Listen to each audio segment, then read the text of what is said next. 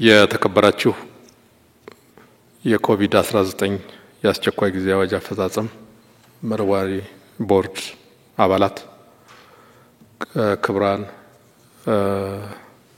ሚኒስትሮች፣ በቅድሚያ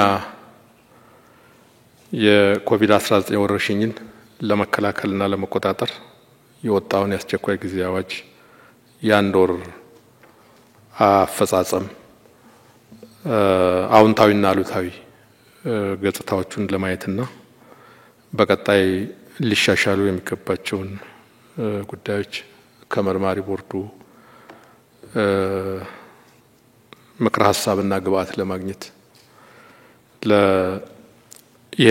ይህን ሀገራዊ ተልዕኮ እንዲመራ ለተሰየመው የሚኒስትሮች ኮሚቴ ትልቅ እድልና አጋጣሚ በመሆኑ ለተፈጠረው የጋራ መድረክ በኮሚቴው ስም ምስጋና ለመግለጽ እወዳለሁ። ይህን የአስቸኳይ ጊዜ አዋጁ ከወጣበት ማግስት አዋጁን ለማስፈጸም የሚያስችል ደንብም እንደዚሁ በአዋጁ መሰረት በሚኒስትሮች ምክር ቤት ጸድቆ ይህንን ሀገራዊ ተልዕኮ በበላይነት እንዲመራ የተሰየመው ኮሚቴ የመጀመሪያ ተግባሩ አድርጎ የጀመረው እቅዱን ለማስፈጸም የሚያስችለውን አዋጁን ለማስፈጸም የሚያስችለውን እቅድ ማዘጋጀት ነበር። በዛ ላይ ተመስርቶ ይሄ ኮሚቴ ስራውን በውጤታማነት ለመምራት የሚያስችለውን ንዑሳን ኮሚቴዎች ወደ 5 ንዑሳን ኮሚቴዎች አደራጅቶ ስራውን ጀምሯል። በተመሳሳይ አዋጁ በሚጠይቀው አግባብ በክልል እና በየደረጃው ንዑሳን ኮሚቴዎች እንዲደራጁ ይጠበቅ ስለነበረ የእነዚህን አካላት የማደራጀት ስራ በየደረጃው ለሚፈጽሙ አካላት ስለ አዋጁና የደንቡን ዋና ዋና ይዘቶች በየእርከኑ ያሉ አመራር አካላት የሚጠበቅባቸውን ኃላፊነት እንዲገነዘቡና ይህን ታሪካዊ ኃላፊነት ለመወጣት የሚያስችላቸው የጋራ አመራርና ስምሪት እንዲያደርጉ የሚያስችል የግንዛቤ ማስጨበጥ የኦሪንቴሽን ስራ ነው ለመስራት የተሞከረው። ኮሚቴዎች በየደረጃው ሲደራጁ በጥቅሉ ተደራጅተው ለተልዕኮ ይሰለፉ ብቻ ሳይሆን አዋጁን መሰረት ያደረጉ ዋና ዋና ጠቋሚ የኃላፊነት ዳራዎችም በእቅዱ ውስጥ ተመልክቶ ያን መሰረት ያደረገ ወጥ የሆነ ሀገራዊ አደረጃጀት፣ ወጥ የሆነ ሀገራዊ የአዋጅ ማስፈጸምና ኃላፊነት የመወጣት ተግባር ውስጥ እንዲገባ ለማድረግ ነው የተሞከረው። በሁለተኛ ደረጃ የአዋጁና ደንቡ በራሳቸው ዋነኛ መነሻ ቢሆንም ፈጻሚ አካላት በዝርዝር ጉዳዮቹን ለመምራትና ለማስፈጸም የሚያስችሉ መመሪያዎችን ነው ለማዘጋጀት ጥረት ያደረግነው። ዋና ዋና ወደ 5 የሚሆኑ መመሪያዎች እንደዚሁም ደግሞ በዋና መመሪያው ማዕቀፍ ውስጥ ተጨማሪ ገላጭ ያተገባበር ስርዓቶችን ለመዘርጋት ነው ጥረት ያደረግነው። በዚህ ደረጃ የመጀመሪያው ራሱ ይሄ የሚኒስትሮች ኮሚቴ አሰራሩ፣ የአመራር ስርዓቱ ምን መሆን አለበት የሚለውን በግልጽ በዝርዝር የህግ ማዕቀፍ ለመመለስ ነው ጥረት ያደረገው። በሁለተኛ ደረጃ የትራንስፖርት ስርዓታችን አንዱ ለወረርሽኙ መዛመትና ለአደጋ የሚጋለጠው የትራንስፖርት ስርዓቱ ጋር የተያያዘ ስለሆነ ከትራንስፖርት ጋር የተያያዙ፣ በሁለተኛ ደረጃ ደግሞ የግብይት ስርዓት አሁንም ቢሆን እየፈተነን ያለው የግብይት ስርዓቱን ጋር የተያያዙ ጉዳዮችን የተመለከተ ገላጭ የማስፈጸሚያ መመሪያ ነው የተዘጋጀው። በሶስተኛ ደረጃ የሃይማኖት ተቋማት የአማኞች የእምነት ስርዓት አከባበር ይህንን ወረርሽኝ ለመከላከል የእነዚህ ተቋማት ኃላፊነትና በጋራ በሚጠይቀን ተልእኮ ላይ ያን የተመለከተ በመመሪያ ያለ ማመላከት ነው የተሞከረው። ሌሎች ዘርዘር ያሉ በወረርሽኙ ምክንያት ሞት ሲያጋጥም የቀብር ስነ ስርዓቱ ምን ይሆናል? በሌላ ከወረርሽኙ ውጭም ያው ሰው ስለሆነ ሞት ሲያጋጥም ይሄን በራሱ የመሰብሰብንና ሃይማኖታዊና ባህላዊ ስርዓቱን ተከትለው የሚሰሩ ስራዎች ስላሉ የዛም አፈጻጸምና ስነ ስርዓት ምን መሆን አለበት? ሌሎች እንደዚሁ እንደ ሊፍት ያጠቃቀም ስርዓትን የተመለከተና ሌሎች የአሰሪና ሰራተኛንም አሰራር ስርዓት ምን መሆን አለበት የሚሉትን የዳሰሱ መመሪያዎች ናቸው የተዘጋጁት። እነዚህ መመሪያዎች መዘጋጀት ብቻ ሳይሆን ሰሞኑን ከክልሎች ጋር ባደረግነው የስራ አፈጻጸም ውይይት በሁሉም ክልልና በየደረጃው መመሪያዎቹ እንደደረሷቸው ሌሎች ፈጻሚዎችም በመመሪያዎች እና በስርዓቱ ላይ የጋራ ግንዛቤ እንዲይዙ ለማድረግ የሚያስችል ስራዎች እየተሰሩ እንደሆነ ነው ሪፖርት ያገኘ ነው ማለት ነው። ሌላው እንግዲህ ይሄ ኮሚቴ ስራውን ሲሰራ የተማከለ አንድ ተቋም ስለሚያስፈልገው ሴክሬታሪያት ኦፊስ አለው በሰላም ሚኒስትሯ የሚመራ ንዑሳን ኮሚቴዎችም ክልሎች ሁሉም ስራ እና የኮሙኒኬሽን ስርዓቱም ይህን የተከተለና በተደራጀ መልክ እንዲመራ ለማድረግ ነው። ይህም ራሱን የቻለ ስራ ስርዓት ተቀምጦለታል። ይሄ ስራ የሁሉንም አካላት ድጋፍና ርብርብ የሚጠይቅ በመሆኑ ወደ ታች የሚፈጽሙን አካላት ከማደራጀትና ስርዓቱን ከመዘርጋት ባሻገር ሌሎች እንግዲህ አስቸኳይ ጊዜ አዋጅ ሲወጣ የተለያዩ አካላትን ትኩረት ይስባል፣ ጥንቃቄ ያስፈልገዋል። ቀደም ሲል ከተገበረው የመርማሪ ቦርድ ጋር ወደ ስራ ለመግባት በጋራ ካደረግነው ምክክርና የሀሳብ ልውውጥ ባሻገር ከሰብአዊ መብት ኮሚሽን ከእንባ ጠባቂና ሌሎች ከሚመለከታቸው አካላትም እንደዚሁ ውይይቶችን አድርገናል። በእነሱም በኩል ትኩረት ቢሰጣቸው እንደ መርሆ ሊከበሩና ሊጠበቁ የሚችሉ ጉዳዮች ምን ምን እንደሆኑ ሀሳባቸውን አጋርተውን ያንንም በኮሚቴው የጋራ እውቀት ይዘን አንዳንዶቹን በአሰራሩ በተቀመጠው ማዕቀፍ ውስጥ የተካተቱ መሆናቸውን ሌሎቹን ደግሞ በተጨማሪ እይታ ውስጥ የማስገባትና ያንን ያከበረ አፈጻጸም እንዲኖር ለማድረግ ኮሚቴው በአጽንኦት ለማየት ሞክሯል። ግንኙነቶች ወደፊት ተጠናክሮ የሚቀጥል ይሆናል ማለት ነው። እነዚህ የዝግጅት ስራዎችና የግንኙነት አግባቦች ሲሆኑ በዚህ አንደር ውስጥ የተግባር ምዕራፉና ስራው ምን ይመስላል የሚለውን ከወሰድን ወደ 4 የሚሆኑ ቁልፍ ጭብጦች አሉ። ይህን አስቸኳይ ጊዜ አዋጅ ተግባራዊ ለማድረግ በየደረጃውም የስራውን ደረጃና የአፈጻጸም ሂደት ለመከታተል እንደ ውጤትም ለመለካት ምን ምን የተለዩ ጭብጦች አሉ። አንደኛው ግንዛቤ ማስጨበጥ ስራ ነው። እንደዚሁ የወጣውን አዋጅ በህጉ መሰረት ያንን ለማስከበር ብቻ መዝመትና መንቀሳቀስ ሳይሆን ቀድሞ በጠቅላይ ሚኒስትሩ በሚመራው ብሔራዊ ኮሚቴ የተጀመረ የተግባቦት ስራ ህብረተሰቡን የማስገንዘብ በሁሉም የግንኙነት አውታሮች ያስተምሩ ስራ የተጀመረው መነሻ ማድረግ አሁንም የአዋጁን የደንቡን የመመሪያዎቹን እና ይህንን ወረርሽኝ ለመከላከል በሚጠይቀው ኃላፊነት ግንዛቤ የማስጨበጥ ስራዎች ዋነኛ ትኩረት አድርገን ነው በመጀመሪያው አንድ ወር ውስጥ ለመስራት የሞከርነው። በዚህ ሂደት ውስጥ የተሰሩ ስራዎች የተፈጠሩ የጋራ ግንዛቤዎች ወረርሽኙ የሚተላለፍባቸው መንገዶች አውቆ ራስን ለመጠበቅ ማህበረሰብን ለመጠበቅ ሀገርን ለመታደግ በሚጠይቁ ሁኔታዎች የታዩት አዎንታዊ ምላሾች አሉ።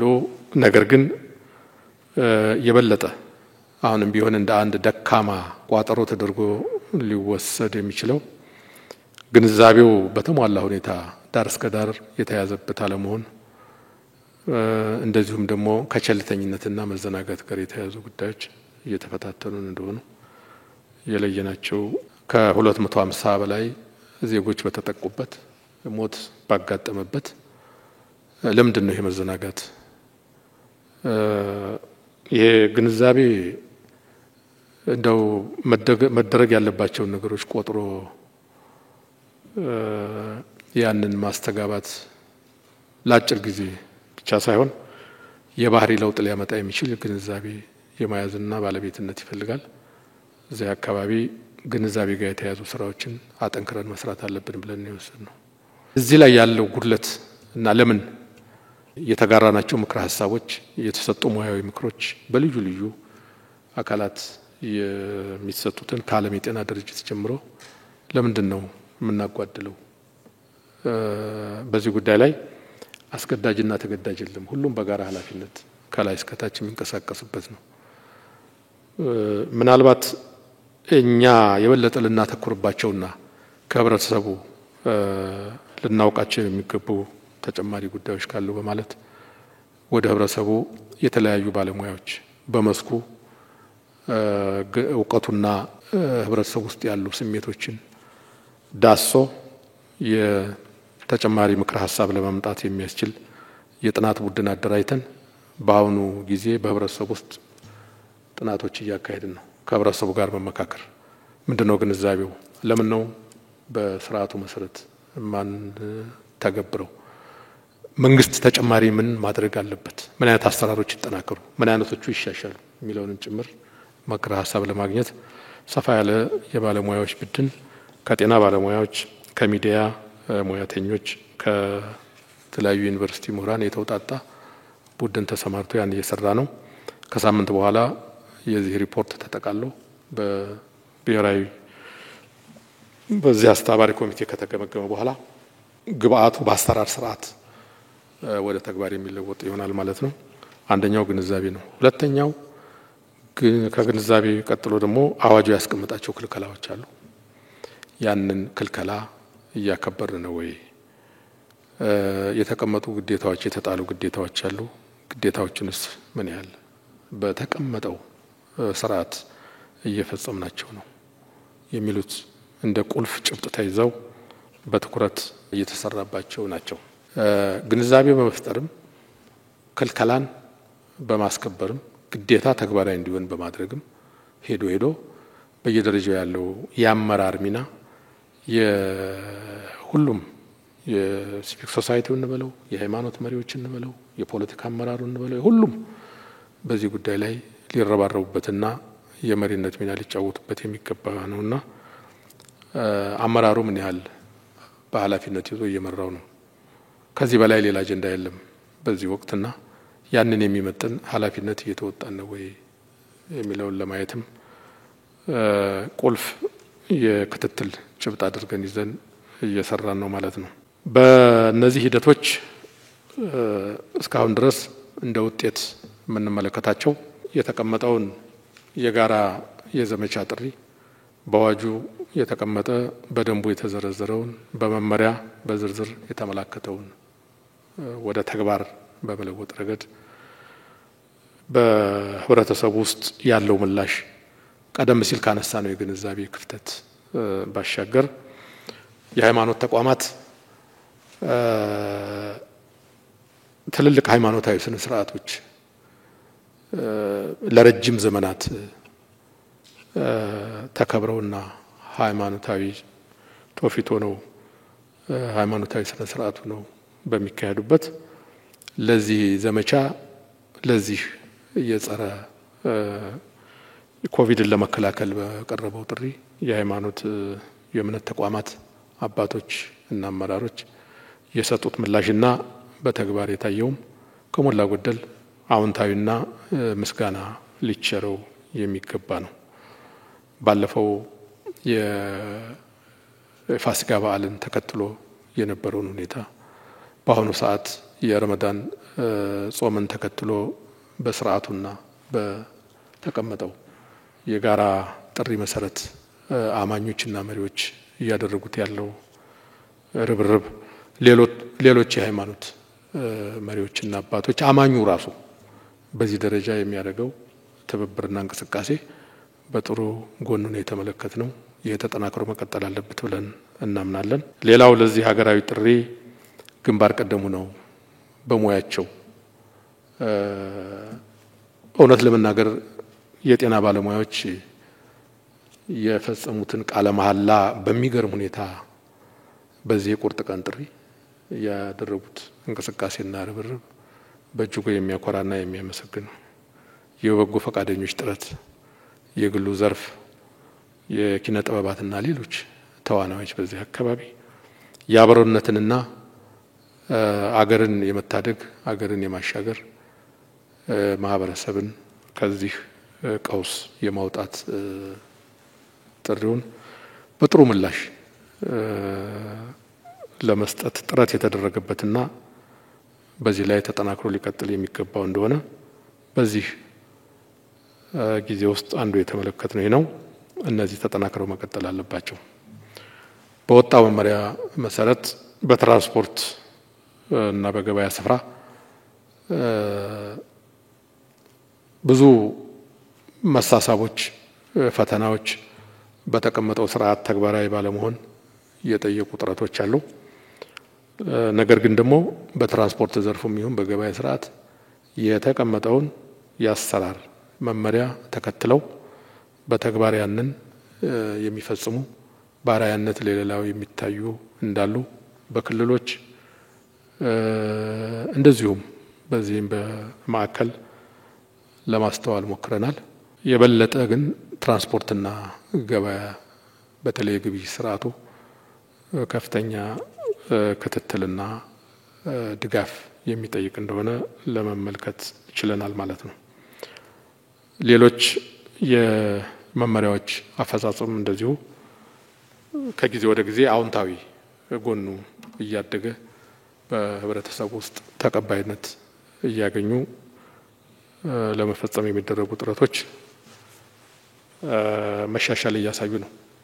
ነገር ግን መሻሻል ማሳየት ማለት በዚህ ወረርሽኝ ባህሪ አይመጥንም።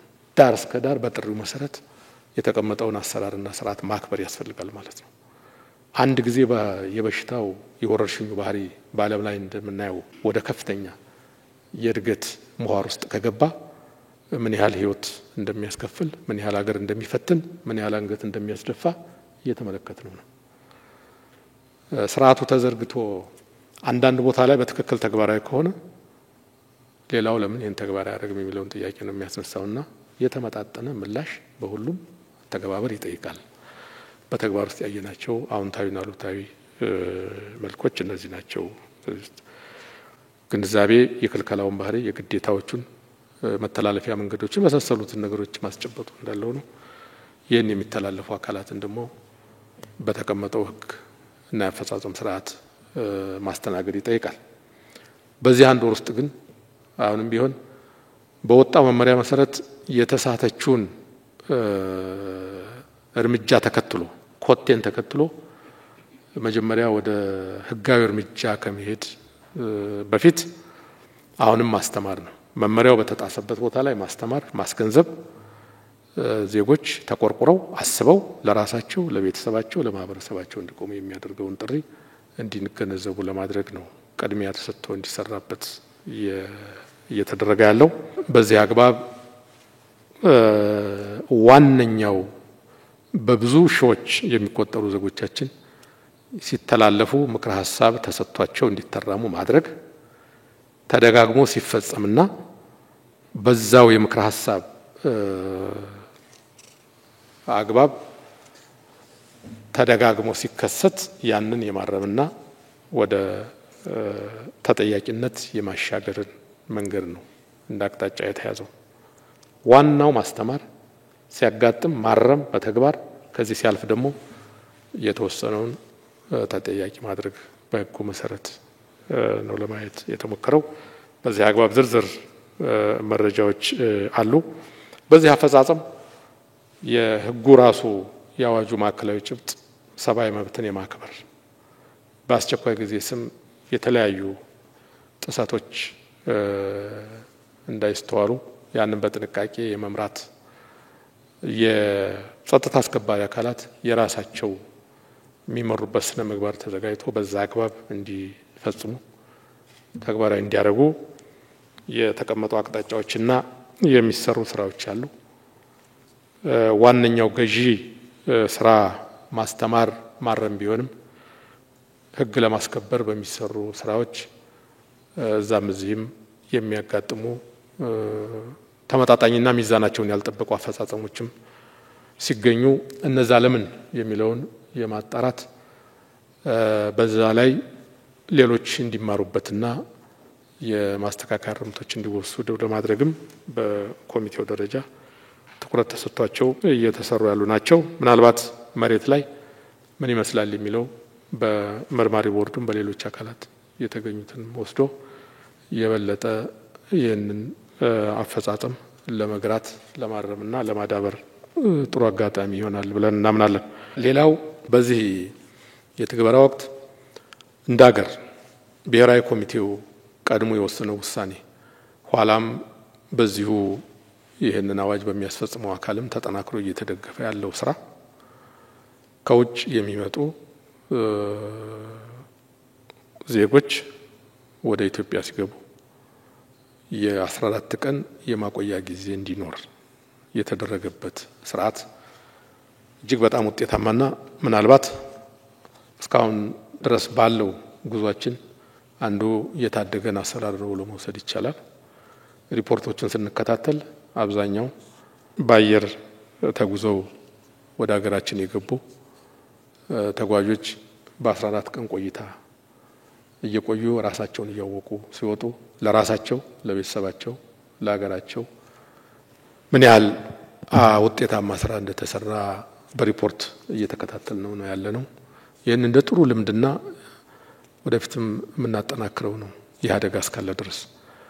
በሁለተኛ ደረጃ ያንኑ ልምድ በመያዝ ካጎራባች አገሮች ወደ ሀገራችን የሚገቡ ዜጎች በዚህ ጊዜ በአንድ በኩል አንዳንድ ሀገሮች ቀድመው ራሳቸውም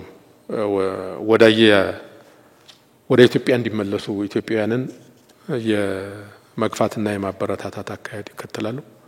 በሌላ መልክ ራሳቸው ዜጎቹ በዚህ ወረርሽኝ ምክንያት ኢኮኖሚው ሲቆም የስራ መስኩ ሲጠፋ እዛው አገር ቤት ተመልሼ ከቤተሰቦቹ ጋር መጪውን ጊዜ ልቀጥል ብለው ይወስናሉ። በድንበር አካባቢ በጣም ብዙ ዜጎች ይገባሉ። ከሞላ ጎደል ቁጥሩ ከፍና ዝቅ ቢልም ከሞላ ጎደል በሁሉም አካባቢ በጣም ብዙ ዜጋ ይገባል።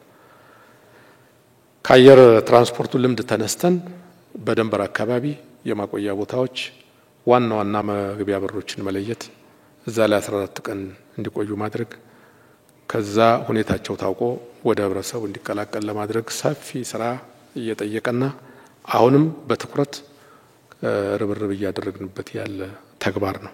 እዚህ ላይ ጂኦግራፊው የሚገቡበት በጣም ሰፊ ከመሆኑ ጋር ተያይዞ ዋና ዋና በሮችን እየተከተሉ ማቆያ እያዘጋጁ በማቆያ ቆይተን ሁኔታቸውን አውቀን የማቀላቀሉ ስራ ጥሩ ተግባር ሆኖ ብናገኘውም በእነዚህ መግቢያ በሮች ብቻ ሳይሆን በሌሎች አካባቢዎችም በተናጠል እየሾለኩ የሚገቡ በቀጥታ ሄደው ማህበረሰብ ውስጥ የሚቀላቀሉ ዜጎችም እንዳሉ ለማረጋገጥ ችለናል። ይህን እንዴት እንቀንሰው የሚለው ሰፊ ስራ ይፈልጋል። የማቆያ ቦታዎች በቂ ያልሆኑበትን ተጨማሪ ማቆያ ቦታዎች እዛ ላይ አስፈላጊ ሀብት እየመደቡ ያሉንን የመሰረተ ልማቶች ትምህርት ቤቶቻችን ልዩ ልዩ ተቋማትን በመጠቀም ጊዜያዊ ማቆያ እዛ ላይ በድንኳን ለዛ የሚያስፈልግ ሎጂስቲክስ እና የጤና ግብአቶችንም እንደዚሁ ጥረት እየተደረገ እዛ ቦታ ላይ ዜጎች የከፋ እንትን እንዳይደርስባቸው ለማድረግ ከፍተኛ ዘመቻ እየተሰራ ነው። የክልል መንግስታት በተለይ ሰፋ ያለ ዜጋ የሚገባባቸው የምስራቁ አካባቢ የተለያዩ አካባቢዎች ከፍተኛ ጥረትና ርብርብ ነው ያደረጉትና ይሄ በዚህ መርማሪ ቦርድ ስምም እውቅና ቢሰጠውና ለወደፊቱም ጠንካራ ድጋፋችን ቢቀጥል ጥሩ ነው ብዬ ወስዳለሁ። ይህን ስራ ለመምራት የተደራጀ የሀገራዊ ኮሚቴም ተደራጅቶ በሰላም ሚኒስቴር እየተመራ ሁሉንም የድንበር አካባቢዎች አሁን እየዞረ ነው ያለው። በሶማሊያ አካባቢ ያሉ ድንበሮች አሰራሩ፣ በአፋር ዙሪያ ያሉ፣ በኦሮሚያ፣ በአማራ፣ በምዕራቡ፣ በሱዳን አካባቢ ከፍተኛ የሰው ኃይል እየገባ ነው። አሁን በጋምቤላ፣ በቤንሻንጉል ሁሉንም አካባቢዎች ደቡብ በዝርዝር እያየን ተጨማሪ ድጋፍ የሚፈልገውን ስራ ለመስራት የሚያስችል እንቅስቃሴ እያደረግን ነው። ይሄ ተጠናክሮ መቀጠል ያለበት ነው። አሁንም ዛሬም ጀምሮ ዛሬ አሁን ጠዋት በደረሰን ሪፖርት ከ3500 በላይ ምርመራ ዛሬ ተካሂዷል። በ24 ሰዓት 9 ፖዚቲቭ ተገኝቷል። 9ኙ ካለፈው 250 አንድ ነው ቁጥር ጋር ሲያዝ አሁን ወዴት እያመራ እንደሆነ ያሳያል። አሁንም ብዙዎቹ ማቆያ ውስጥ ያሉ ናቸው ማለት ነው። ይሄ ማቆያን እንደ አንድ የወረርሽኝ መከላከያ ስልት አድርገን መጠቀማችን እንደ ጥሩ ተሞክሮ የሚወሰድና ተጠናክሮ የሚቀጥል ነው ማለት ነው። ለቀጣይ ከፍተኛ ትኩረትና ርብርብ የሚጠይቁን ጉዳዮች ለይተናል። አንደኛ አሁንም ቢሆን በግንዛቤ ዙሪያ ላይ ያሉ ጉድለቶችን የማስተካከል ወደ ባህሪ ለውጥ የማሳደግ ይሄ ማለት እንግዲህ ይሄ ወረርሽኝ ሲመጣ እጅግ የከፋ አስጨናቂና ሁላችንም ልንረባረብበት የሚገባ ነው። አንዳንዶቹ የመከላከያ መንገዶች ለወደፊቱም ይዘናቸው የምንዘልቅ ሊሆኑ የሚገቡ ናቸው። ስለዚህ ወደ ባህሪ ለውጥ ማደግ አለበት ማለት ነው።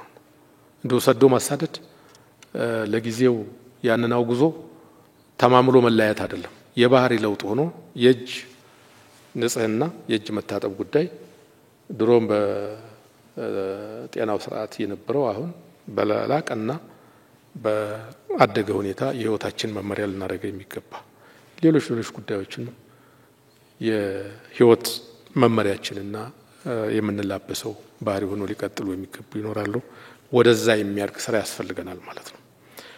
በሁለተኛ ደረጃ ህዝብ በየጊዜው የሚሰባሰብበትን የግብይት ስርዓት በወጣው መመሪያ ልክ መከበሩን የሚያረጋግጥ የተጨናነቁ ግብይቶች አማራጭ ቦታዎችን እየፈለጉ ማስተካከል፣ በገዥና ሻጭ መካከል፣ በገበያ መደብሮች መካከል በሁሉም ያንን ቀመር የተቀመጠውን ስርዓት የተከተለ መሆኑን ማረጋገጥ ያስፈልጋል ማለት ነው። በሶስተኛ ደረጃ የትራንስፖርት ጉዳይ ነው። አሁን ከተማ ላይ በተለይ አዲስ አበባችን ከትራንስፖርት ጋር ተያይዞ ብዙ ችግሮች አሁንም በአብዛኛው የሚበረታታው ሰው በቤቱ እንዲቆይ ነው።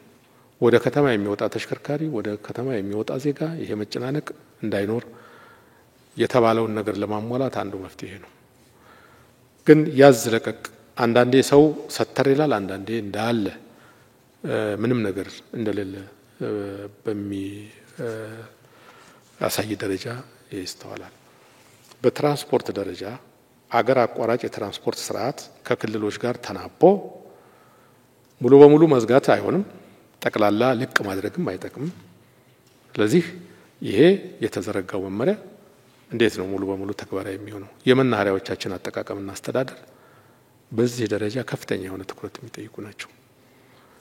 ሁለተኛው በክልሎች መካከልም የሚኖረው የትራንስፖርት ሂደት የህዝብ ለህዝብ ግንኙነቱ የጎንዮሽ ህዝብ ክልል ለክልል አለ። ተመጋጋቢና በአፈጻጸም የማይጋጩ ስርዓቶች እንዲኖሩ ለማድረግ ክልሎቹን እያግባባን በጋራ ተደማምጠን ይህንን ስርዓት ለማጠናከር በትኩረት እንስራ ብለን የለየነው ነው።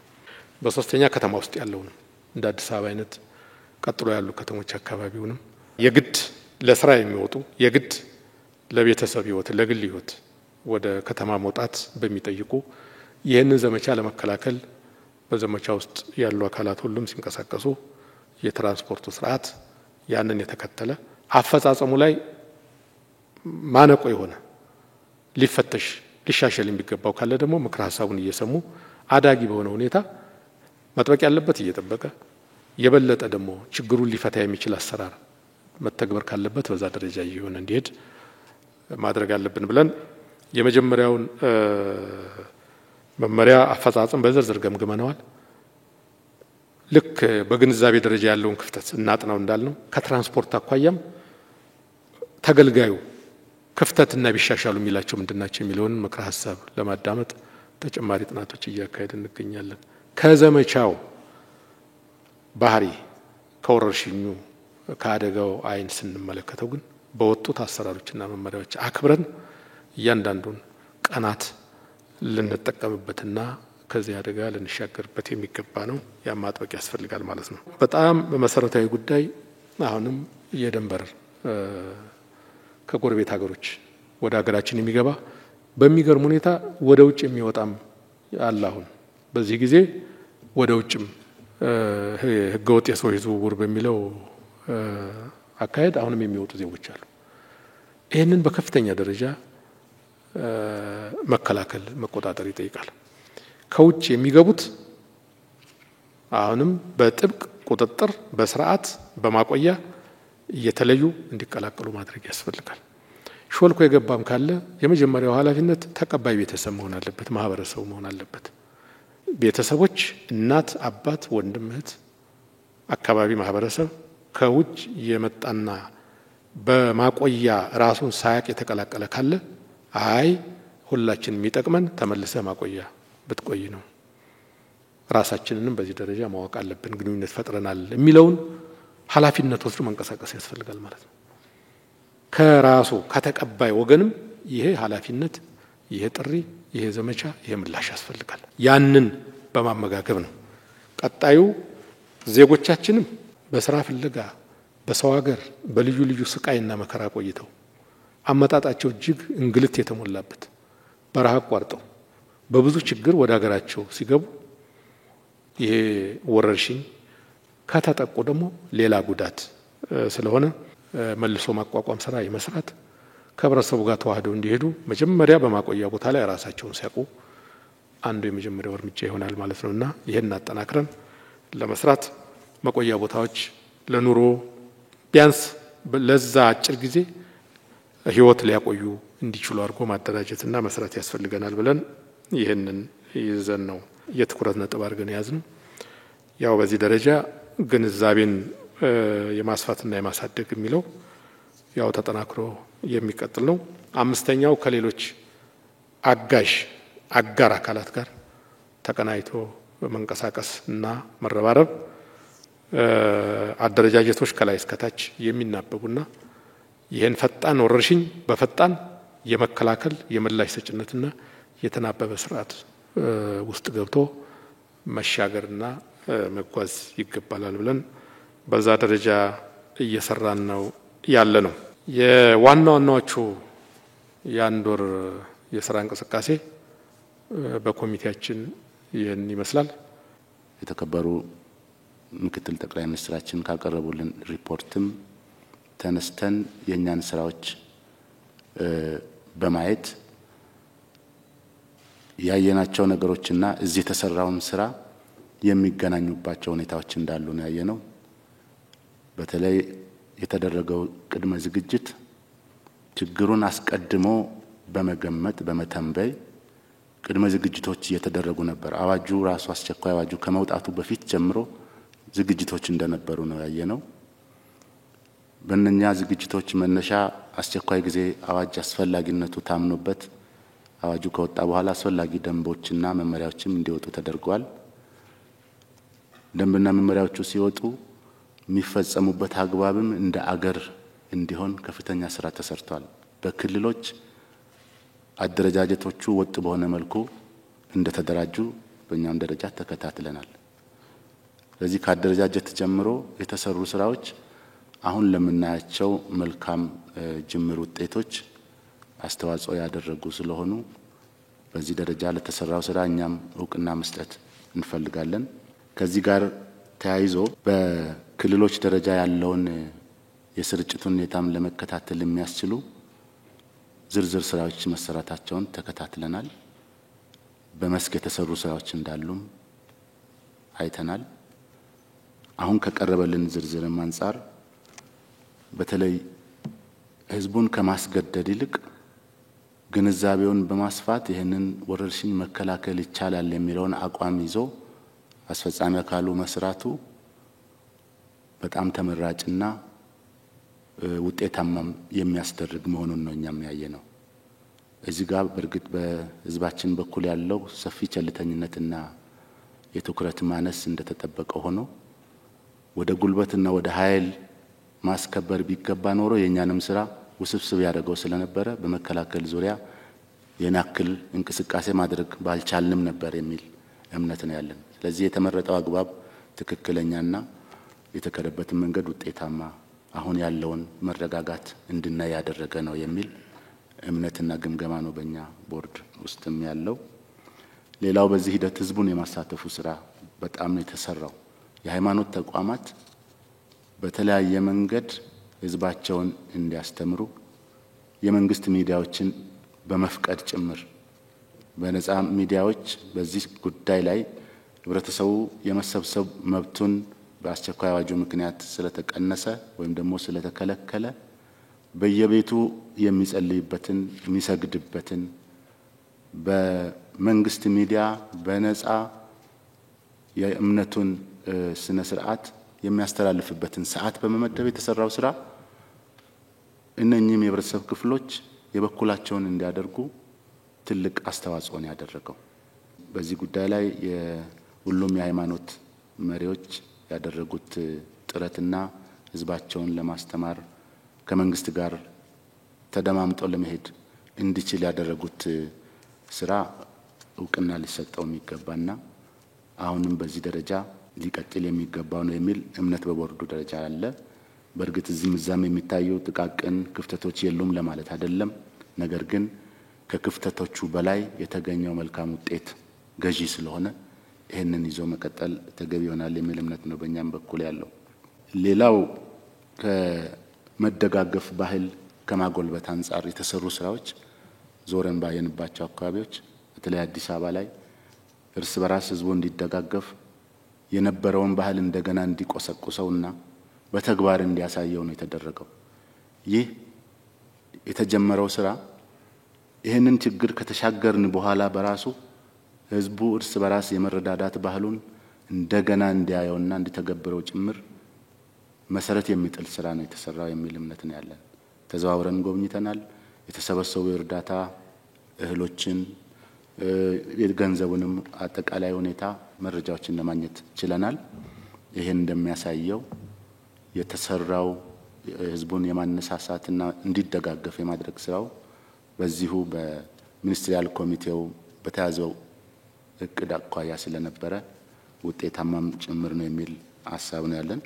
እዚህም ላይ የምናነሳቸው የተወሰኑ በክፍተትነት ሊስተካከሉ የሚገቡ ጉዳዮች እንዳሉ ሆኖ ማለት ነው። እዚህ ላይ ያለን ኮንሰርን አንስተን ለማለፍ የአሰባሰቡም የእርዳታ አሰባሰቡም ሆነ አያያዙና ስርጭቱ ግልጽነት ያለው ፍትሃዊነት ያለውና ለሌላ አካላት ፍጆታ እንዳይውል ጥንቃቄዎች መደረግ አለባቸው የሚል ትዝብት ነው ያለን። ከዚህ አንፃር ክልሎች ላይ የተጀመሩትንም በዛው ልክ እናያለን። አዲስ አበባን ብቻ ማዕከል አድርገን ብንመለከት በዚህ ስራ እውቅና ኃላፊነት ፍቃድ ያልተሰጣቸው ግለሰቦችም በየመንገዱ በየመኪናው መንገድ ላይ ቆመው እርዳታ የሚጠይቁበት ሁኔታ በአንድ ወቅት ተጀምሮ ነበረ። ይህንንም ቦርዱ ከሚመለከታቸው አካላት ጋር መረጃ ከተለዋወጥን በኋላ ግን የራሱ እንዲቆም ነው። ከዚህ ተነስተን አያያዙም ስርጭቱም ለቁጥጥርና ለክትትል በሚያመች መልኩ መሆን አለበት የሚል አቋም ነው ቦርዱ ያዘው። ይሄ ለፌደራሉ ብቻ ሳይሆን በሁሉም ክልሎች ደረጃ የተሰበሰበው የትኛውም አይነት በአይነትም ይሁን በገንዘብ የተያዘው የተሰበሰበው ድጋፍ በግልጽነት መመራት አለበት የሚለውን መርህ እንዳይሸራረፍ ለማሳሰብም ጭምር ነው ይሄን በዚህ አጋጣሚ የምናነሳው። ከዚህ አጠቃላይ ሁኔታ ግን ስናይ የመደጋገፍ ባህሉ እየዳበረ በመምጣቱ ይህንን ማስቀጠሉም ተገቢ ነው የሚል እምነት ነው ያለን። ከዚህ ውጪ በተመለከትናቸው ተቋማት አካባቢ ያየነው አንዱ የትራንስፖርት አካባቢ ችግር ነው። እኛ በአካል ስንገመግም በርካታ የሰዎች መገፋፋት ግፊያ እንዳለ፣ የትራንስፖርት አቅርቦትም ከህዝቡ ፍላጎት ጋር ተመጣጣኝ ያለ መሆን ሁኔታ እንዳለ ያየንበት አግባብ አለ። ይሄ የተወሰደው እርምጃ የበሽታውን ስርጭት ከመከላከል አንፃር ተገቢና ህጋዊ ነው የሚል መነሻ አለ። ነገር ግን የተጀመሩ ጎን ለጎን ተጨማሪ የትራንስፖርት መኪኖችን የመመደቡ ስራ ከዛም ባለፈ ያሉት ተሽከርካሪዎች በግማሽ ብቻ እንዲጭኑ ስለተደረገ ያለውን ክፍተት ለመሙላት የመንግስት መኪናዎች ሳይቀሩ እንዲመደቡ ተደርጎ ችግሩን ለመፍታት የተደረገ ጥረት በተጨባጭ እንዳለ ነው ያየነው። እዚህ አካባቢ ላይ ምናልባት የሚኒስትሪያል ኮሚቴው ለወደፊት አይቶ የራሱን አስተያየት እንዲሰጥ የምንፈልገው ከኮድ 2 መኪኖች አጠቃቀም ጋር በተያያዘ የወጣው በሰሌዳ የወጣው ፈረቃ በመጀመሪያ ደረጃ ካለው ከነበረው ጥረት አንፃር ወደ 220 ሺህ የሚሆኑ መኪኖች ናቸው። እነዚህ መኪኖች በፈረቃ ሲወጡና ሲቀሩ እነኛን ተሽከርካሪዎች የሚጠቀመው የሰው ኃይል ተመልሶ ወደ መደበኛው ትራንስፖርት ስለሚገባ እጥረቱን የበለጠ የሚያባብስበትን ሁኔታ ጥቆማዎችም ስለሚቀርቡልን ማለት ነው። ይሄንንም በሽታውን ከመከላከሉ አንፃር ተገቢ ነው የሚለውን መሰረት ይዘን ግን ደግሞ አይቶ ማስተካከል የሚቻልበት ሁኔታ ካለ ተመልሶ በሂደት ማየት ቢቻል የሚል ሐሳብ ነው ያለን። ይህን ስንል ግን አሁንም ቅድሚያ የሚሰጠው ህዝቡ ቤት እንዲቀመጥ ነው የተባለው፣ የመንግስት ሰራተኛውም ቤቱ ሆኖ እንዲሰራ ነው የተባለው፣ በጣም የተወሰነ ሰው ብቻ ነው የሚወጣው የሚለውን መርህ መጣስ ሳያስፈልግ ከዛ በተሻለ መልኩ ማስተናገድ የሚቻልባቸው ሁኔታዎች ካሉ መንግስት ሊያየው ይችላል የሚል እምነት ነው ያለን። ከዚህ ውጪ በእኛ ደረጃ ከሚቀርቡልን በርካታ ጥቆማዎች መካከል ወደ 664 የሚሆኑ ጥቆማዎችን መዝግበናል። እነኚህ ጥቆማዎች በዋናነት የሚያጠነጥኑት ፖሊስ ተገቢውን እርምጃ አልወሰደም፣ መንግስትም ሰውን አስሮም ቢሆን ማስተማር አለበት የሚለውን የሚያተኩሩ ናቸው። አብዛኛዎቹ 70-80 በመቶ የሚሆኑት ይህ ማለት ህብረተሰቡ በሽታው ላይ ካለው ስጋት ተነስቶ የጥንቃቄ እርምጃዎቹን እንዲፈጸም ከመፈለግ አንፃር ይህንን በተመለከተ ፖሊስ ቅድም በመጀመሪያ እንደተነሳው የመምከርና የማስተማሩን ስራ በዋናነት ሲሰራ ስለነበረ እንደዛ አይነት እርምጃዎችን በመውሰዱ በኩል በጣም ፈጣንና ብዙ ሰዎች የሚታሰሩበት ሁኔታ ሳይፈጠር ነው የቆየው። ይሄ በጣም ተገቢና ትክክለኛ አካሄድ እንደሆነም ነው በእኛ ደረጃ ያለን። ነገር ግን አሁንም ቸልተኝነቱ በዚህ ደረጃ የሚቀጥል ከሆነ ህብረተሰቡ መንግስት የሚሰጠውን መመሪያ ተቀብሎ የጥንቃቄ እርምጃዎችን የማይተገብር ከሆነ ህዝብን ለማዳን ሲባል የግድ እነኝን በአዋጁ የተቀመጡ ድንጋጌዎችና ክልከላዎችን የማስከበር ሁኔታ ሊቀጥል ይችላል። አሁንም መናበብ የሚያስፈልገው በሁለቱ ጫፍ መካከል የሚፈጠሩ ውጥረቶችን እንዳይኖሩ ከዚህ በኋላ ቁጥጥር ሲጀመር ህብረተሰቡ ላይ የተወሰነ ጫና ሲኖር እንደገና ደግሞ ሌሎች ስራዎች በማይመች ሁኔታ እንዳይተረጎም ጭምር የሰብአዊ መብት አያያዝም ሰፊ አጀንዳ እንዳይሆን ከማድረግ አንፃር ህብረተሰቡ መተባበር እንዳለበት በእኛ በኩል በዝርዝር ያየንበት ሁኔታ ነው ያለው። ከፖሊስ ጋር ባለን ግንኙነት በክልሎችም እየተረዳን ካለነው አንፃር ግን ሁሉም ክልሎች ላይ ጸጥታውን ለማስከበርም የአዋጁን አፈጻጸም ለመከታተልም ተቀራራቢነት ባለው መልኩ ነው እንቅስቃሴው የተደረገ ያለው። እዚህ ላይ ለሚኒስትሮች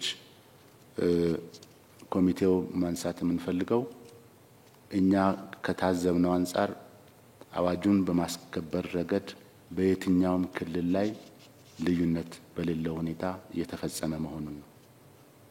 ይህንን ከሁሉም ክልል ፖሊስ ኮሚሽነሮች ጋር ዘመናዊ ቴክኖሎጂ በተደገፈ መልኩ ሪፖርት እንለዋወጣለን።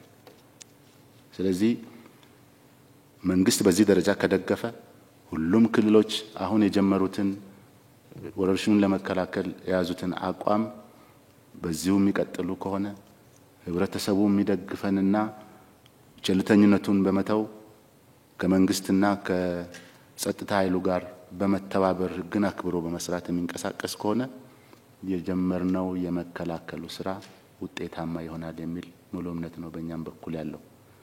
ከዚህ ውጪ በድንበር አካባቢ ያሉ ሁኔታዎችን በተመለከተ ቦርዱ በዝርዝር አይቷል። በእርግጥ የሚቀርቡልን ጥቆማዎች መነሻ ይሆናሉ። ጥቆማዎችን እንዳገኘን ከሚመለከታቸው የቅርብ ኃላፊዎች ጋርም መረጃዎችን እንለዋወጣለን። አሁን ባለው ሁኔታ ጥሩ ጥንቃቄና ክትትል እንዳለ እንረዳለን እንደ ቦርድ። ግን ደግሞ ከጎረቤቶቻችን በጎረቤት ሀገሮች ካለው የወረርሽኙ ቁጥር ስፋትና ዜጎቻችን ደግሞ በሁለቱም በኩል ተመሳሳይ ሰዎች የሚኖሩባቸው አካባቢዎች ስለሆኑ አንድ ቋንቋ ስለሚናገሩ የዝውውሩ ሁኔታ ሰፊ ነው። ይህን ዝውውር ለጸጥታ ኃይሉ ብቻ በመተውና ለመንግስት ብቻ ስራ አድርገን በመተው የምንወስደው እርምጃ ሙሉ ላይሆን ስለሚችል መንግስት አሁንም በዚህ ጉዳይ ላይ ህብረተሰቡን በተለይ በድንበር አካባቢ ያሉትን ህዝቦች የማስተባበር አብሮ የተፈጠሩ አደረጃጀቶችን በመጠቀም የሚያግዝበት ሁኔታ ካልተፈጠረ በስተቀር ይሄም ስራ ሰፊ ጊዜ የሚወስድብን መስሎ ነው የሚሰማን። ይህንን የቦርዱን ኮንሰርን ለተከበረው የሚኒስትሮች ኮሚቴ ማሳሰብ ስለምንፈልግ ነው ይህን ነገር የምናነሳው። ሌላው ከሰብአዊ መብት አያያዝ አንጻር በእኛ ደረጃ ፖሊስ ጣቢያዎችን በአካል ጎብኝተናል አዲስ አበባ ውስጥ። ሌሎች በተለይ አሁን ባለው ከበሽታው ባህሪ አንጻር በአስቸኳይ ጊዜ አዋጅ ምክንያት የሚታሰሩ ሰዎች ማቆያ መደበኛ ፖሊስ ጣቢያዎች አይደሉም። ይሄ ከፖሊስ ጋርም ስንነጋገር የበሽታውን ስርጭት ከመቀነስና ቀድሞ በመደበኛው ሁኔታ በፖሊስ ቁጥጥር ስር ያሉትን ሰዎችም መብት ከመጠበቅ አንጻር በትምህርት ቤቶች ውስጥ እንዲቆዩ ነው የተደረጉት። ከአዋጁ ጋር በተያያዘ የሚያዙ ሰዎች ማለት ነው። ይሄንን በጥሩ ጎኑ ነው እኛ ለማየት የሞከር ነው። ነገር ግን በተለያየ መልኩ ከሚቀርቡልን ጥቆማዎች ተነስተን በዝርዝር ዞረን ለማየትም ከሞከርነው ሁኔታ አንጻር ያየናቸው የእስረኞች ቁጥር በጣም ጥቂት ነው። ያለ አግባብ አንድም ሰው መታሰር እንደሌለበት እናውቃለን። ነገር ግን ሕጉ የሚከለክለውን ክልከላ በመተላለፍ የሚያዙ ሰዎች ቁጥራቸው በጣም በርካታ ሆኖ ሳለ ነገር ግን አብዛኛዎቹን 80 እና 90 በመቶ የሚሆኑትን መክሮ በመመለስ ብዙ ሰው በእስር ቤት ውስጥ እንዳይቆይ የተደረገበት ሁኔታ ነው ያየነው። ይሄ መልካም አያያዝ ነው ብለን ነው ያሰብነው። ያነጋገርናቸው በፖሊስ ቁጥጥር ስር ያሉ ሰዎችም የትኛውንም አይነት የመብት ጥሰት ወይም ደግሞ ኢሰብአዊ አያያዝ አላመለከቱም፣ አልጠቆሙም። ከዚህ አኳያ ቦርዱ ያለው ግንዛቤ ምንም አይነት ኮሽታ ወይም ደግሞ ጥቆማ እንቅስቃሴዎች የሉም የሚል ባይሆንም በተጨባጭ ግን ሰብአዊ መብት ጥሰት ላይ የሚፈረጅ አይነት አያያዝ በየትኛውም አካባቢ ያላየንበት ሁኔታ አለ። በሁሉም ክልሎች ከምናገኘው መረጃም በጣም በተወሰነ በቁጥር 1 እና 2 ብለን የምንገልጻቸው አሁን በመስክ በሚቀጥለው የመስክ ምልከታችን ከምንሸፍናቸው አካባቢዎች ላይ የታዩ ምልክቶች ካልሆኑ በስተቀር የማረሚያ ቤት ራሱ ከቀድሞዎቹ በመደበኛ ሁኔታ ከገቡት ታራሚዎች በስተቀር በኮቪድ-19 ምክንያት የሚታሰሩ ደንብ ተላልፈው የሚታሰሩ በህግ ጥሰት የሚታሰሩ ሰዎች በፍርድም ቢሆን ከነሱ ጋር እንዳይቀላቀሉ የሚቀላቀሉም ከሆነ በቂ ምርመራ ተደርጓቸው የሚገቡበት ሁኔታ እንዳለ ስለተረዳን በዚህ ደረጃ ይሄ ነው የሚባል ጥሰት አላየንም። በዚህ አጋጣሚ በደብዳቤም በጽሁፍም የሚደርሱን የተወሰኑ እነኚህ ሁኔታዎች እንዳሉ የሚጠቁሙ 1-2 ጥቆማዎች ስለነበሩ ይሄንንም ለማጣራት ሞክረናል። በመንግስት በኩል የሚታይ ሳይሆን አንዳንድ ጸረ ህዝብ ጸረ ሰላም የሆኑ ግለሰቦች በራሳቸው ጊዜ ሰላምን ለመንሳት በሚያደርጉት ጥረት ከፖሊስ ጋር እጅ ለእጅ የሚያያዙበትና ፖሊስን ባለው ቴክኒክ ደግሞ በቁጥጥር ስር የሚያወልበት ሁኔታ መሆኑን ከመታዘባችን በስተቀር ወደ ሰብአዊ መብት ጥሰት የሚተረጎም ነገር ያላየን መሆኑን ነው የሚያሳየው። በዚህ ላይ ምናልባት በኋላ አስተያየት ቢሰጠን የምንፈልገው የሰብአዊ መብት ኮሚሽናችን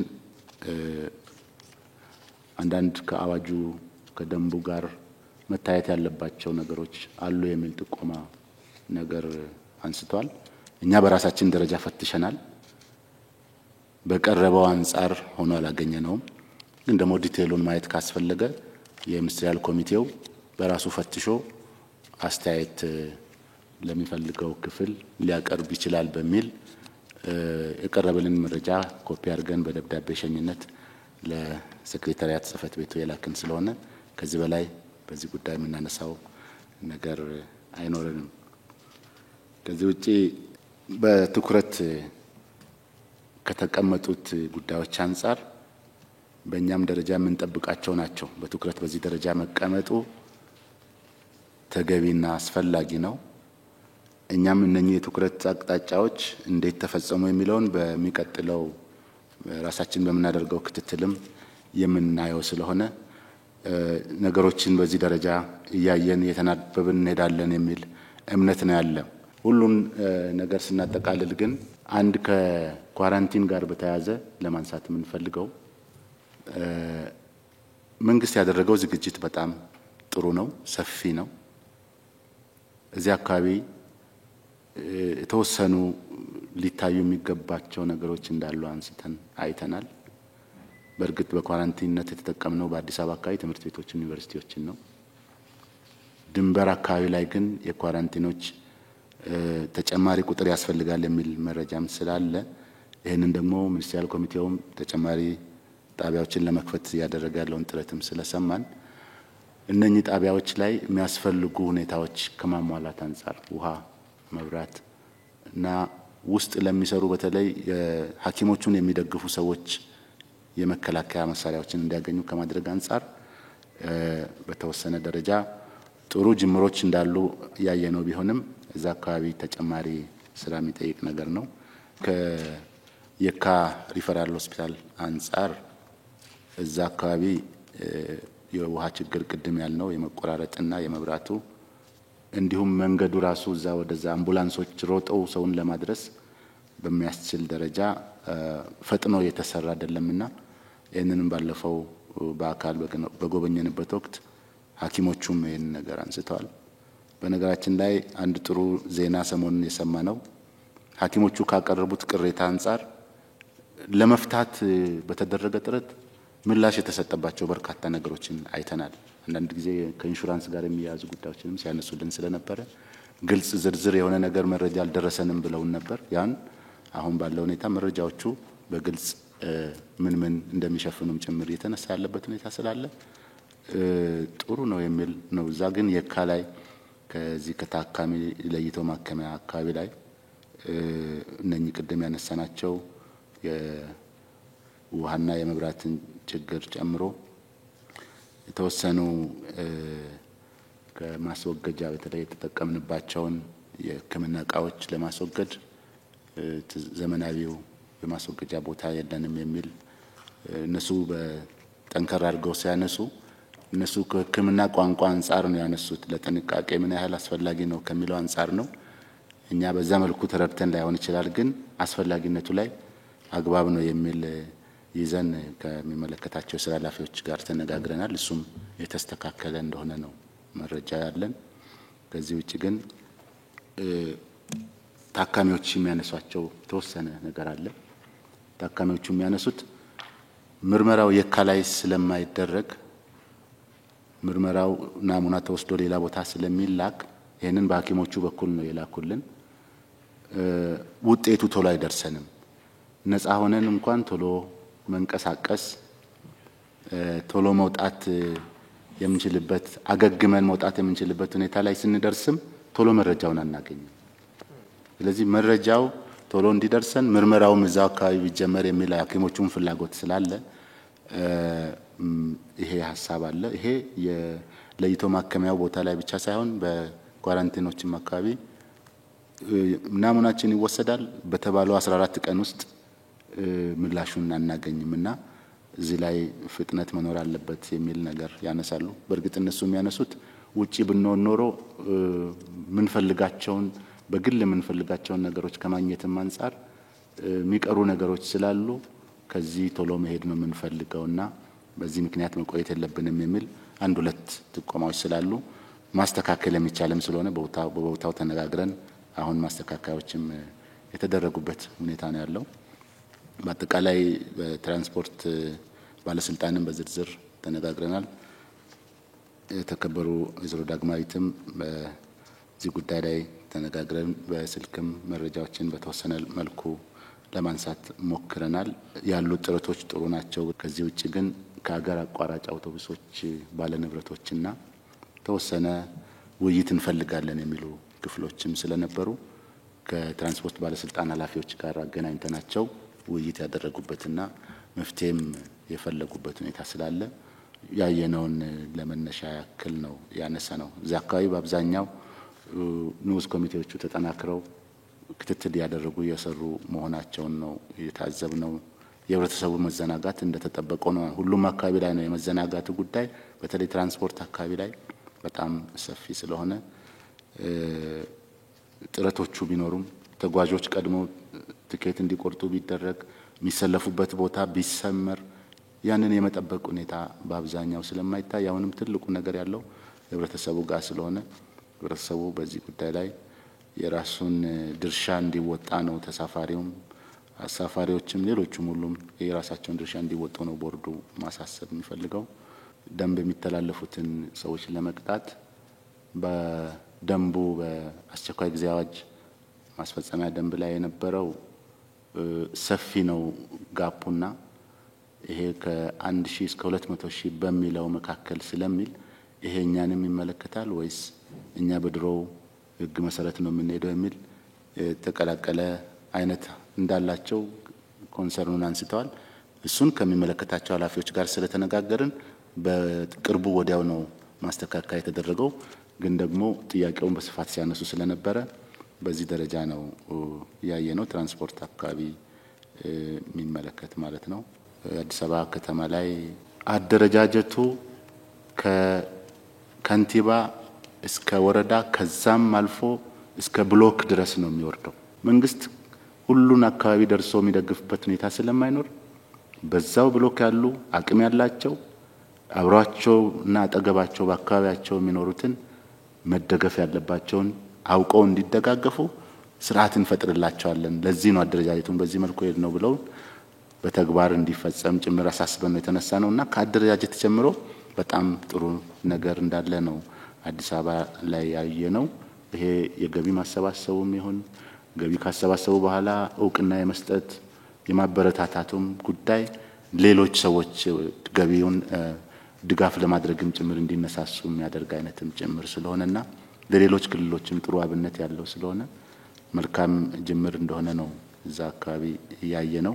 የትራንስፖርቱ የጋራቸው ስለሚሆን ከትራንስፖርት ሚኒስቴር ጋር የመናበብ ክፍተቶች እንዳሉ ነግረናቸዋል። ውሳኔ ሲወሰን ሁለቱም ተስማምተው ነው ተናበው መጨረስ ያለባቸውና በተለይ መመሪያዎች ሲወጡ ትራንስፖርትን የሚመለከቱ ስራዎች ውሳኔዎች ሲወሰኑ አዲስ አበባ ላይም ቶሎ ስለሚፈጸም የመናበቡ ነገር መጠናከር አለበት የሚል አስተያየት ነው እየሰጠናቸው። ሌሎቹ አደረጃጀቶቹንም የመከታተልና የመቆጣጠር ስራው በስፋት ጥሩ ነው የሚል መነሻ ይዘናል። ግን ቀጣይነቱ ላይ አንዳንድ ጊዜ በሌሎች ስራዎች የመወሰድ አይነት ዝንባሌዎችም ስለሚኖሩ በእርግጥ መንግስት ሁሉንም ስራ ቆሞ አይደለም ኮቪድን እየተከላከለ ያለው። የኛ ቦርድም ሁሉ ስራ ቆሞ ኮቪድ ላይ እንድንዘምት የማለት አይነት አቋምም የለንም። ግን ትኩረታችን ኮቪድ-19ን የመታገልና የመመከቱ ጉዳይ ቁጥር አንድም ሁሌም ቁጥር አንድ አጀንዳችን ከመሆኑ አንፃር እሱ እንደተጠበቀ ሆኖ በአንዳንድ ጉዳዮች ላይ ትኩረት ስናደርግ አቴንሽናችን ትኩረታችን ወደ ሌላ እንዳይሄድብን ጥንቃቄ እንዲደረግ እዛም አካባቢ አስተያየት የሰጠንበት ሁኔታ አለ። ከአደረጃጀት አንፃር የሸማቾችም ሁኔታ ጥሩ አደረጃጀቶች ተፈጥረዋል። አቅርቦትም ጥሩ እንደሆነ ነው ያየነው። መጋዘኖችን በዝርዝር ስናይ ዝግጅቱ ጥሩ ነው የሚል ነገር ነው የታዘብነው።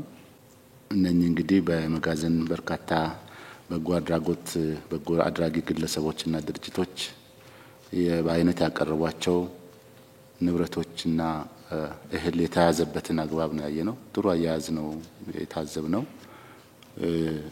ጥንቃቄውም ጥበቃውም ገቢ ወጪ ሁኔታውም በስርዓት ያለበት ሁኔታ ነው ያለው። ብዙ ወጪ የለም ለጊዜው። አሁን የመሰብሰብ ስራው ነው የተሰራ ያለው። ግን ደግሞ በጣም የሚጎዱ ኪስ አካባቢዎች ይኖራሉ የሚል ጥቆማዎች እኛም ጋር ስለሚመጡ ይሄንን አስተያየት ሰጥተናል። እነሱም በዛ ደረጃ ተከታትለው ድጋፍ ለሚገባቸው የደገፉ ያሉበት ሁኔታ ነው ያለው። በዛ አጋጣሚ ሚኒስትሪያል ኮሚቴውም ክቡር ጠቅላይ ሚኒስትራችንን በዚህ ላይ ትልቅ ስራ እየሰሩ በአካልም በተለያዩ ሚዲያዎችም እያየን ያለንበት ሁኔታ አጠቃላይ ህዝባችንን የሚገዛ አይነት ነው። እኛም በዚህ ነገር መሳተፍ አለብን ብለው የሚነሱ ብዙዎችን ሰዎች ያነሳሳ ስራ ስለሆነ እዚህ ላይ በጣም ደስተኞች መሆናችንና ተጠናክሮ እንዲቀጥል ምንፈልግ መሆኑን ነው ለነሱም አስተያየት የሰጠ ነው። አዲስ አበባ ላይ አንድ እዚህ ማንሳት የምንፈልገው ከአሰሪና ሰራተኛ ጋር ተያይዞ ሰራተኛ ደሞዝ የመከልከሉ አንዳንዴ ደግሞ የማባረሩም አይነት ሁኔታዎች በጣም ጥቂት የሚባሉም ቢሆኑ ምልክቶቹ ስላሉ ክትትል ይጠይቃል ብለን ከሚመለከታቸው ጋር ተነጋግረናል። ሚኒስትሪያል ኮሚቴውም እንዲያውቅልን ነው የምንፈልገው። ከቤት ተከራዮች ጋር መናበብ ላይም ክፍተቶች ያየንበት ሁኔታ አለ። አከራዮች በጣም ጥቂት ናቸው፣ ግን ለማስወጣት የመሞከር እና ፖሊስ ሄዶ የሚፈታበት ሁኔታ ነው ያለው። በዚህ ጉዳይ ላይ ፖሊስ ሄዶ እንዲፈታ እኛ አናበረታታም። ምክንያቱም ቅድም ያልነው መደጋገፍ ባህላችን ነው። ይህን ክፉ ጊዜ ታይዘን ካላለፍን በስተቀር ከቤት አባረነው ተጨማሪ ለበሽታው እንዲጋለጥ ስናደርግ ለራሱ ብቻ ተጋልጦ የሚቀር ሳይሆን ተመልሶ ለኛውም ጭምር ይተርፋልና አከራዮች የተጎዱም የተቸገሩም ቢሆን ታይዘን መውጣት አለብን የሚለውን መርህ እንዲተገብሩ ነው በዚህ አጋጣሚ ጥሪ ማድረግ የምንፈልገው። ተከራዮችም አካባቢ አዋጅ ታውጇል። እኛ ክራይ አለመክፈል መብት አለን የሚሉ በተሳሳተ መንገድ የተረዱ ተከራዮች አጋጥመውናል። ይሄ በጽሁፍም ይመጣል፣ በስልክም ይመጣል። አዋጁ አንድን የአንድ ሰው ሀብት በጉልበት ሌላው ሰው እንዲጠቀም አልፈቀደም። ስለዚህ የኪራይ ውሉ ተስማምተው ተከራይና አከራይ እስከ ተፈራረሙ ድረስ በመካከላቸው ህግ ነው ይሰራል እና መፍትሄ የሚሆነው መነጋገር ነው፣ መናበብ ነው። ችግር ካለ ችግሩን በግልጽ አድርጎ መዋየት እንጂ ተጨማሪ አሳይመንት እየሰጡ በርካታ አቤቱታ ቁጥር ያለው ነገር ወደሚመለከተው አካል መውሰዱ ብዙ ስለማይጠቅም ሁለቱም እንዲናበቡ የሚል ምክር ነው ያለን። ይሄንን ላቀረቡ ሰዎችም ነግረናል።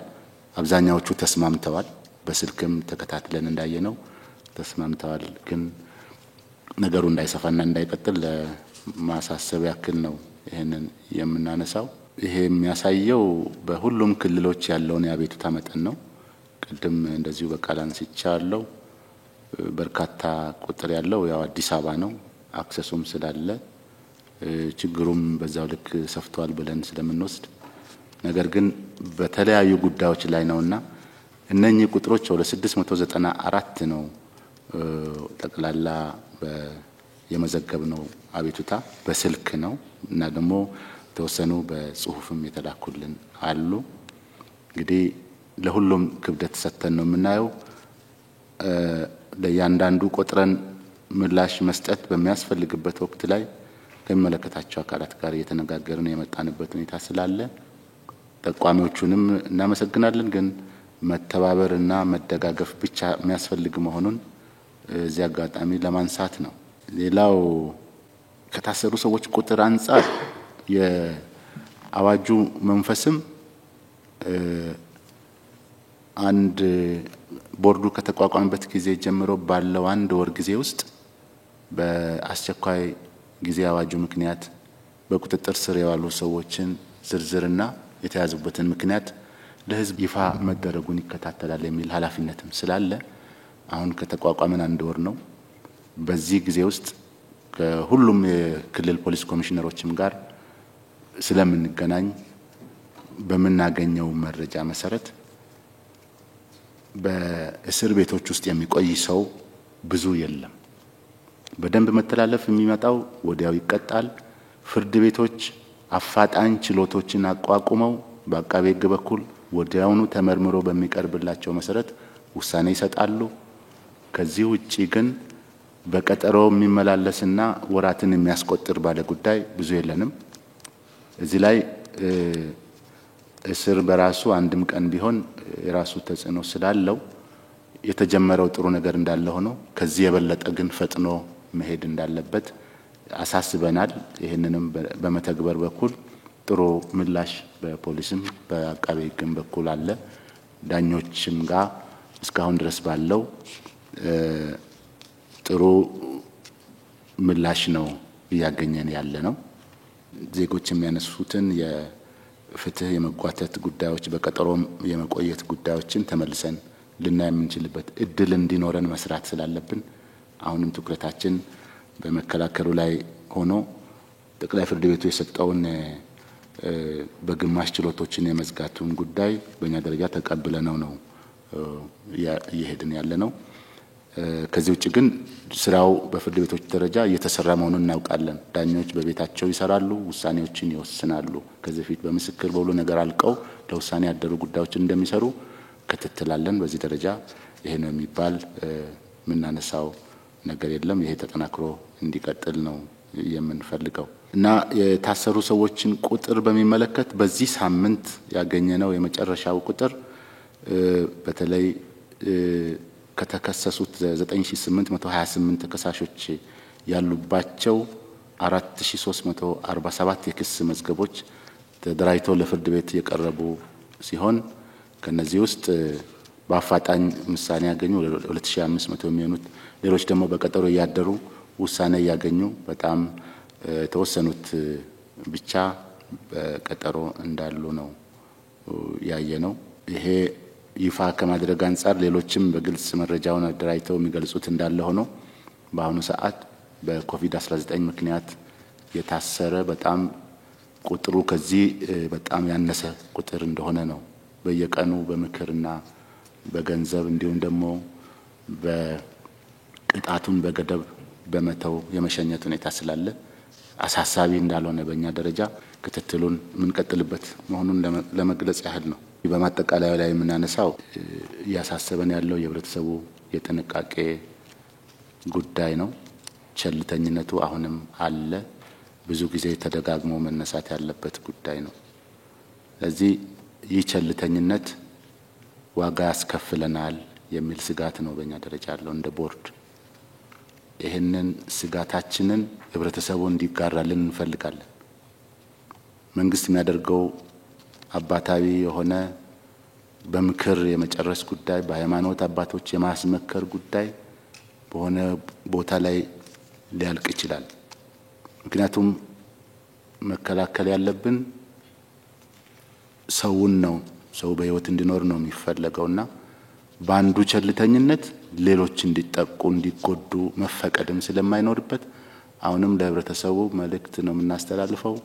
መንግስት የሚለውን የሃይማኖት መሪዎች የሚሉትን በሁሉም አቅጣጫ ተደማምጠን መሄዱ ከዚህ ችግር ያወጣናል የሚለውን መርህ እንድንከተል አጥብቀን ለማሳሰብ እንወዳለን። እነኚህን ያነሳናቸውን ስጋቶችና ጥንቃቄ እርምጃዎች አብረን ተባብረን ከሰራን ቦርዱም የመቆጣጠር ኃላፊነት ብቻ ሳይሆን ተደጋግፎ ይህን ችግር የመሻገር እምነትም ጭምር ስላለን በዚህ ደረጃ ተያይዘን ከሄድን ችግሩን እንወጣዋለን የሚል እምነት በቦርዱ በኩል መኖሩን ለማሳሰብ ነው። አመሰግናለሁ።